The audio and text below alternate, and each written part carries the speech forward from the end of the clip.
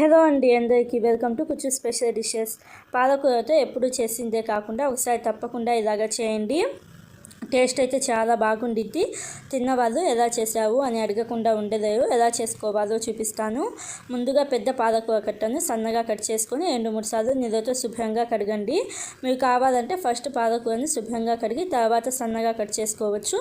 ఇప్పుడు stove on చేసుకొని కడాయి పెట్టుకొని వేయించిన పల్లీలు ఒక 2 టేబుల్ స్పూన్లు వేసుకొని ఒక 30 సెకండ్స్ పాటు ఫ్రై చేసుకుంటున్నాను. మీరు పచ్చి పల్లీలు వేస్తున్నట్టయితే 2-3 నిమిషాల పాటు ఫ్రై చేసుకోండి. 30 సెకండ్స్ తర్వాత శనగపిండి 2 టేబుల్ స్పూన్లు వేసుకొని ఒక 2-3 నిమిషాల పాటు ఫ్రై చేసుకోండి. 2-3 నిమిషాల తర్వాత నువ్వులు ఒక 2 టీ స్పూన్ల దాకా వేసుకుంటున్నాను. నువ్వులు ఒక 2 టీ స్పూన్లు వేసుకొని ఒక 30 సెకండ్స్ పాటు ఫ్రై చేసుకోండి, సరిపోతుంది. 30 సెకండ్స్ తర్వాత వీటన్నిటిని మిక్సీ జార్లోకి వేసుకొని పూర్తిగా చల్లారిన తర్వాత ఫైన్ పౌడర్గా చేసుకోండి. ఇప్పుడు స్టవ్ ఆన్ చేసుకొని కడాయి పెట్టుకొని ఒక 2 టేబుల్ స్పూన్ల దాకా నూనెను వేసుకొని 2 పచ్చిమిర్చి చిలుకలు 3 పొట్టు తీసిన వెల్లుల్లి రెబ్బలు వేసుకొని ఒక 30 సెకండ్స్ పాటు ఫ్రై చేసుకోండి. 30 సెకండ్స్ తర్వాత మనం సన్నగా కట్ చేసి పెట్టుకున్న పాలకూర ఆకులు వేసుకొని ఒకసారి బాగా కలుపుకోండి.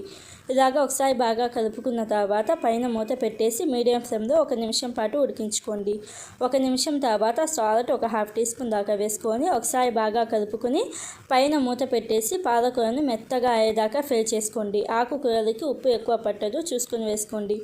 ఇలాగా పాలకూరను మెత్తగా ఉడికించుకున్న తర్వాత ఈ పాలకూరను ఒక ప్లేట్లోకి తీసుకోండి.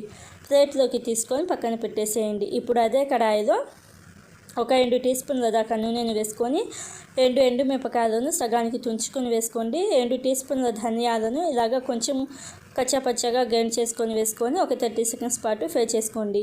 30 సెకండ్స్ తర్వాత తాలింపు దినుసులు ఒక టేబుల్ స్పూన్ వేసుకొని దోరగా వేయించుకోండి. దోరగా వేయించుకున్న తర్వాత 2 మీడియం సైజు ఉల్లిపాయలను సన్నగా కట్ చేసుకొని వేసుకొని ఉల్లిపాయలను కొంచెం రంగు మారేదాకా ఫ్రై చేసుకోండి. ఇలాగ ఉల్లిపాయలు కొంచెం రంగు మారుతున్నాయి అనుకున్నప్పుడు అల్లం వెల్లుల్లి పేస్ట్ ఒక టీ స్పూన్ వేసుకొని పచ్చివాసన పోయేదాకా ఫ్రై చేసుకోండి. అల్లం వెల్లుల్లి పేస్ట్ పచ్చివాసన పోయిన తర్వాత ఒక పెద్ద సైజు టమోటాను ఇలాగ సన్నగా కట్ చేసుకొని వేసుకోండి.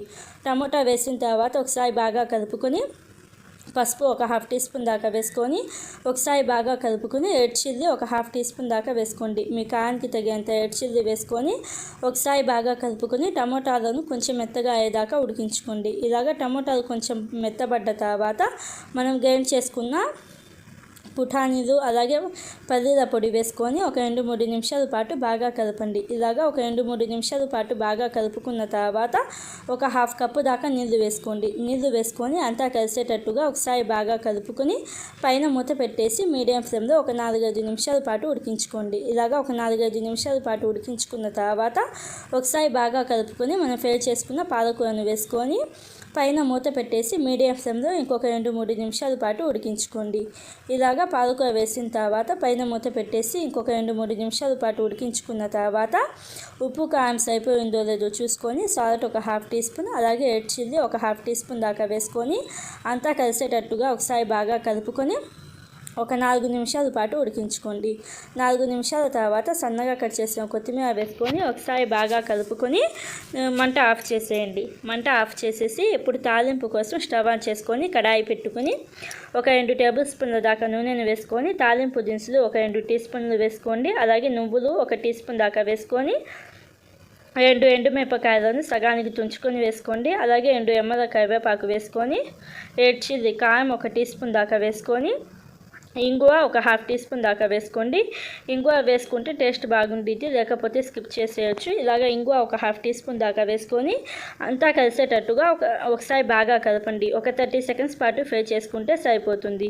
ఇలాగా ఒక 30 సెకండ్స్ పాటు ఫ్రై చేసుకున్న తర్వాత మనం పాలకూరను ఉడికించి పెట్టుకున్నాం కదా, ఆ పాలకూరను వేసుకోండి. పాలకూరను వేసుకున్న తర్వాత అంతా కలిసేటట్టుగా ఒకసారి బాగా కలపండి. ఇలాగా ఒకసారి బాగా కలుపుకున్న తర్వాత మంట ఆఫ్ చేసేసి సర్వ్ చేసుకోవాలి. పాలకూరతో ఎప్పుడు చేసిందే కాకుండా ఒకసారి తప్పకుండా ఇలాగ చేయండి. టేస్ట్ అయితే చాలా చాలా చాలా బాగుండిద్ది. అన్నంలోకే కాకుండా చపాతీల్లోకి దోశల్లోకి కూడా చాలా టేస్టీగా ఉండిద్ది. ఒకసారి తప్పకుండా ట్రై చేయండి. తప్పకుండా ట్రై చేసి మీకు ఎలా వచ్చిందో నా కామెంట్ బాక్స్లో చెప్పండి. Thank you friends.